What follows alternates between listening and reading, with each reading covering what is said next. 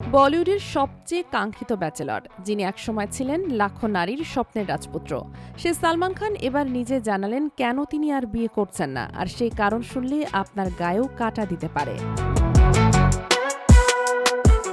ভারতীয় গণমাধ্যম হিন্দুস্তান টাইমস জানিয়েছে, ৫৯ বছর বয়সী সালমান খান দীর্ঘদিন ধরে লড়ছেন এক, দুই নয়, তিনটি ভয়ঙ্কর ও দুর্লভ রোগের সঙ্গে। এমন এক সাক্ষাৎকারে দ্য গ্রেট ইন্ডিয়ান কপিল শোতে হাজির হয়ে নিজের জীবন সংগ্রামের কথা বলতে গিয়ে তিনি অকপটে বললেন, প্রতিদিন একটা যুদ্ধ লড়ি নিজের সঙ্গে। মনে হয় শরীরটা একটু একটু করে ভেঙে পড়ছে। এই অবস্থায় বিয়ে করার চিন্তায় যেন অসম্ভব। সালমান যে তিনটি রোগে আক্রান্ত তা চিকিৎসা বিজ্ঞানের দৃষ্টিতে অত্যন্ত জটিল ও যন্ত্রণাদায়ক।